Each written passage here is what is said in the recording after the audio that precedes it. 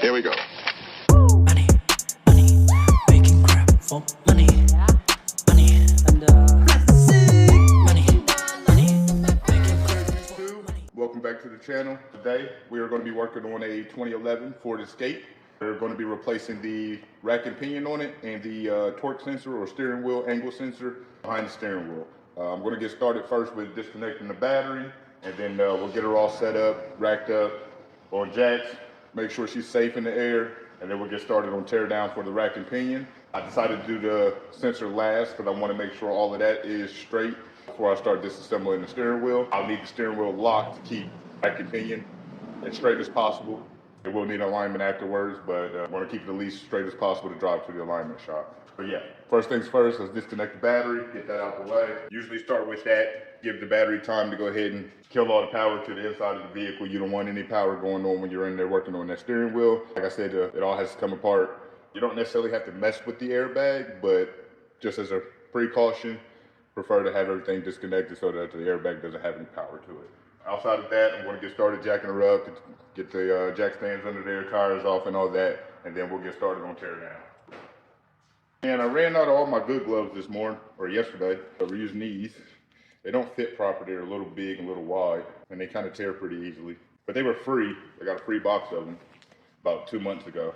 I didn't really like them, so I haven't really used them, but I'm out of gloves, so we'll use them today. And I'll bring you guys down so you can see. Sorry about the sun glare in the back. The sun should be moving in the next couple hours. I believe it's like, I want to say it's a little after 8 o'clock in the morning here. Now this is a fairly simple job. I believe total labor for the rack and pinion might be 2 to 4 hours, maybe a little. I don't think it's any longer than that. Like I said, for the most part, it's a fairly simple job. The hardest part is being careful not to break anything, especially with that steering wheel sensor. It has to be perfect. Otherwise, you'll be replacing the new one. Outside of that, like I said, it's fairly easy. Just take your time, don't rush it, make sure shit's perfect before you continue. Otherwise, you'll be going back in. Nobody likes going back in. All right, I got my jack in place where I wanted it at. Before we get her all the way off the ground, I'm going to go ahead and lock the steering wheel. I just use the seat belt. If you have one of the old school steering wheel locks with the key and everything, you can use that. I don't have one. I normally just lock the seat belt with it. That usually keeps it straight enough to drive. I need to adjust the seat, so real quick I'm gonna put the battery back. Beautiful. All right, steering wheel's locked, battery's redisconnected, and we are going to, it looks like we got a bad control arm bushing on the passenger side. Once I get everything set, I'll take you guys around there and show it to you. Yeah, it looks like this side too. There we go. All right. Lower control arm bushings are pretty shot, and if you look here, you can kind of see where the sway bar link bar has been sitting on the control arm. So basically, when it's under full load, sitting on the ground, this is just basically sitting on the control arm. I'd like to replace sway bar links and lower control arms on it. It doesn't necessarily have to be done today, but it is something I would recommend doing before wintertime. And I am recommending brake pads and rotors, definitely in the front. And the rears have drums, so I'll do a clean and adjust just on those. But I'd like to complete that sometime before winter time. She's not too low as far as pad life, but the rotors are starting to rust up around the lip of it, and then the pads are pretty low. She's probably about 25–30% left on pads. So I'd like to go ahead and knock that out just to make sure she's good through winter. Outside of that, all I need to finish repairs today is 2 front outer tie rods, so I'll get that priced up. All right, first things first. We're going to get the outer tie rods loosened up both sides, and then there's 2 bolts that sit on top of the rack that bolt the rack to the subframe. Let me get started with tearing down, take the tie rods off. The new rack and pinion did come with inner tie rods. It did not come with outer tie rods. They're not loose or anything like that, but that one's busted, the boot on it. So once I get everything torn down, I'll go ahead and price up some new outer tie rods from AutoZone, and then they're right up the road. So I'll shoot over there, grab those, and then I'll put those on with the new one. And then, like I said, biggest thing is just trying to keep her straight while you're working on it. That way, when everything goes back together, it's somewhat straight and drivable enough to head over to the alignment shop. So yeah, I'll get started with that, and then once I get everything torn down, like I said, I'll get prices on the outer tie rod. And just remember, as you're working and as you pass by that driver's side window, just take a peek in there and make sure your steering wheel is still where you want it to be. 218s or 118 per side for the outer tie rod. And this Thor is our special tie rod end tool remover. I like Thor, works just as fine. So as a kind of a knuckle on the side, I usually just hit it there, Don't go crazy. Hit it with enough force, but don't go crazy because you don't want to swing and miss and then tear up something else. Couple light taps and she's loose. We'll go knock out the other side. Both sides are loose. I've left. Just want to leave your bolts on the bottom. They are loose, ready to come out. I just leave all that assembled so it's not all over the place. Once I get everything inside torn down and she's ready to come out, then I'll take the bolts off and actually remove the tie rod from the knuckle. Grab the flashlight real quick. It's way back in there, kind of hard to see, but I believe it's a 13 that connects the steering shaft to the rack. So I'm gonna go ahead and loosen that up. I probably won't take it all the way out, just loosen it up a little bit, and then I'll go back in and finish removing it. Front brake pads want to get kind of low. And we are busting out our Suzumi Tools long ratcheting wrench set. I'm gonna try and see if they are flex heads. So I'm gonna try and see if my 13 will fit on there, and if we can break it loose. See if I can get a better angle from the top. Well, these might be a little bit too long for that. So let me grab a 1/4 inch, see if we can get in there like that. There's not much room to get in there. You don't have a wobble socket. Grab you one, because it'll definitely help get there. You can kind of go straight, but you don't want to take that chance of going straight and then stripping her out because you're not at a good angle. So if you have a wobble socket, try that. If not, either go grab one or just be very careful going in straight. Steering wheel was trying to spin on me, so I put a bungee cord on it just to give it some more tension to the other side so it doesn't spin on me. Passenger side, top rack and pinion bolt is a 21, or both of them are 21. I was able to get it, the passenger side with the impact, but it's not enough room on the driver's side for the impacts. It looked like my phone had died while I was recording, but I was able to get to my driver's side 21 for the rack and pinion bolt. I went up here through the axle. Slid my 15/16 on there because I didn't have a ratcheting 21. 15/16 is ratcheting. Speaking of ratcheting, Suzumi Tools. Have every saw is up till 19. We need a maybe a 21 or like a 21, 24 or 21, 22, something like that. Or even a 20 through 24 wrench set. So what's that, 2 wrenches? One with a 20, do a 22 and then a 21, 24, maybe something like that. Because that would have really came in handy today. The kit that I have from Suzumi Tools now only goes from 8 to 19. So I was hoping to be able to use those today, but probably save those for another job. Who knows, they might come in handy while I'm doing the steering wheel torque sensor. But yeah, it would be nice to have a flexing ratcheting set that I can do maybe 20 through 24, or even, yeah, I think that'd be sufficient. Or here's another idea. You can do a ratcheting end and then a solid end, maybe a 21 ratchet and a 21 non-ratchet. Use the non-ratchet side to break loose, swap sides, and then go ahead, ratchet everything off. That might be just something to throw out there for you. Hold on, I got a phone call while I was recording. All right, so let's finish getting that off. It is kind of tedious, time consuming because you're only doing a turn, maybe a quarter or a turn and a quarter at a time, but just stick with it and she'll come off. Once you get her butt so far, you can go from up top and finger her the rest of the way out. Like I said, the other side had enough room for me to put the impact on it, so I just impacted that off to where it was and then I left a couple threads in there so I don't have to worry about her moving all over the place. And then once I get this side loose to finger loose, I'll go ahead and drop both of those out. Like I said, it's only those 221s that sit on top. Then you got your outer tie rod bolts, and then you got 113 that holds the steering shaft to the actual rack itself. So process is kind of loosening up everything, get everything ready to be removed before you start removing any bolts. That way nothing's turning or moving on you while you're working on either side. So what I did was I started with the 218s on the outer tie rods. Go ahead, break those loose, and then break the tie rod loose from the knuckle. Don't remove them, just leave the nut on there, make sure they're loose and ready to come out. And then from there, I removed the 21, or I loosened up the 21 on the rack on the passenger side, and then I took a 13/4 inch with a wobble socket and a long extension, loosened up the 13 that connects the steering wheel shaft to the rack and pinion. Get that loose, don't remove it, just get it loosened up to be ready to pull. And as I said in the beginning of the video, or somewhat towards the beginning of the outer tie rods on the vehicle now, they're not loose or anything like that. They're just, the boots are busted on them. So I'm gonna price those up, contact the customer, let him know they're not loose, they're just busted, and I'll leave that up to them if they want to replace it. I am gonna recommend brake pads and rotors. It's not necessarily need done today, but it will need done within the next 90 days or so.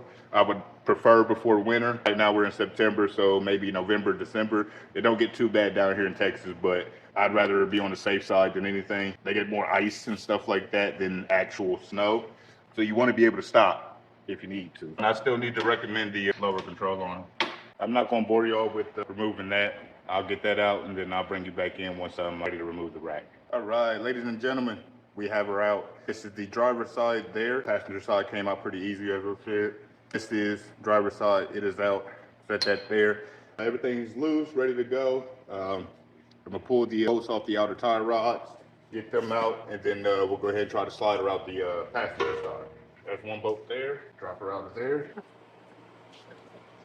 All right. She's spinning on me, so I'm gonna hold her. See, boot split there.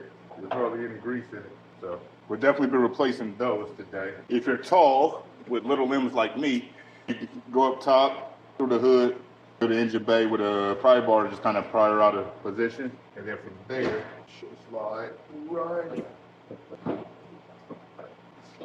Alrighty, YouTube, rack and pinion is out. This is the old one here. As you can see, she was leaking from here a little bit, not too bad. And then I did notice when I was coming off with it, besides the leak here, this is driver's side was a little tight going left and right, so it's probably the gears inside of here. So we're replacing the whole rack. I need to price up outer tie rods for it, and then once we get the tie rods for it, I'll get the tie rods on the new one, which is sitting right there.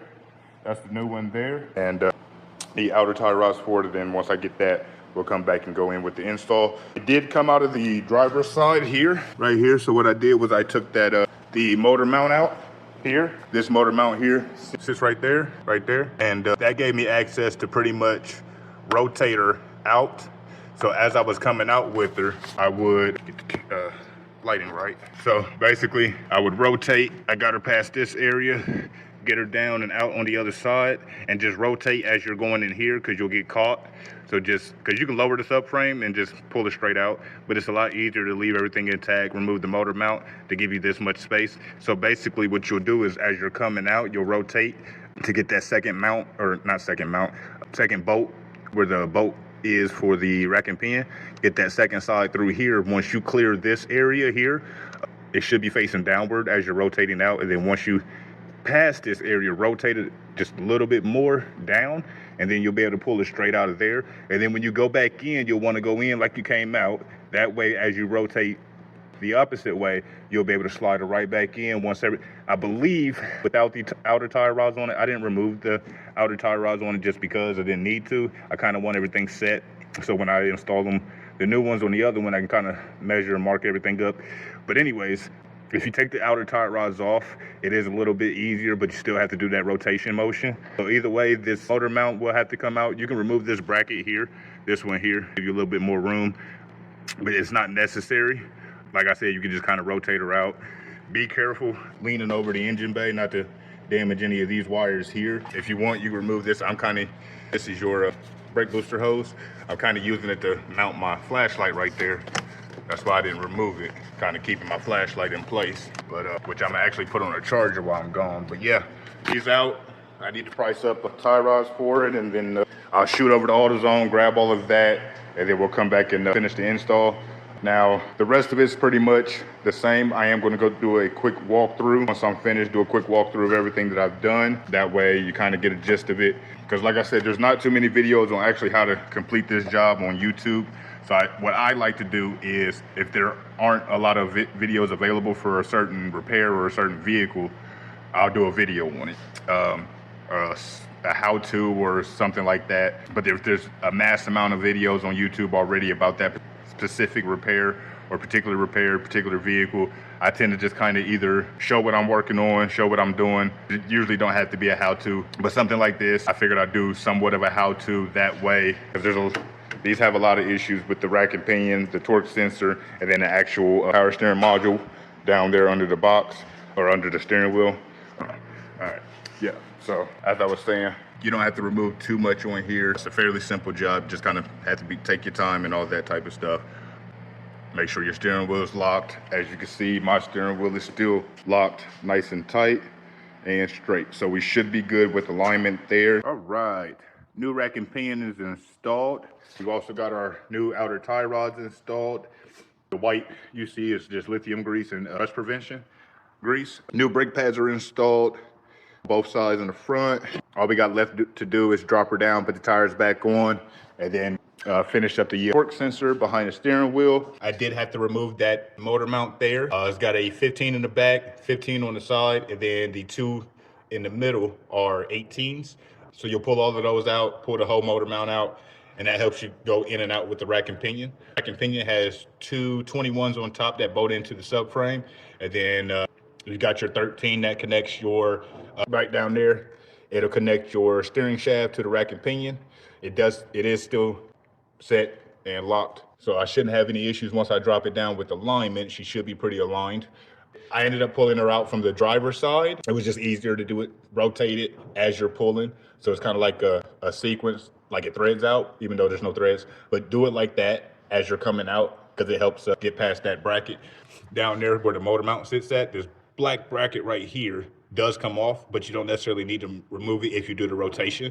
So right down here, as you're coming out, your gearbox on it will come out right here upside down. So if it's not upside down, it's not going to come out. Once you get it upside down, flip it back up a little bit to finish pulling, getting your other side where the bolt is, to get that to come past the bracket. Once you're past the bracket, flip her back down, rotate her back down, and then she'll pull straight out. Go back in the same way that you came out. So as you're going in and you get your first part through here, rotate up, get her past the bracket, rotate back down, she'll slide right in. Once she's in, I started with the passenger side 21, get that in, thread it. Don't thread it all the way down so you have some place to move everything around. Once you get both bolts in and somewhat threaded in, then you can start putting everything back together. All right, so that's all done. I'm gonna take a quick lunch break and then we'll be back to knock out the rest of it. Alrighty guys, we just finished up our test drive on the 2011 Ford Escape. We replaced rack and pinion, steering wheel angle sensor, and front brake pads on it. I also recommended a couple other future repairs that we'll be doing soon. Outside of that, she drove fine. I got her up to about 80, nice and straight. She is going to get an alignment, has a slight pull to the left if you let go of the steering wheel, but she is still straight enough to drive. Outside of that, she's all ready to go. Thank you guys for watching. Stay tuned for the next video, and don't forget to like, share, and subscribe.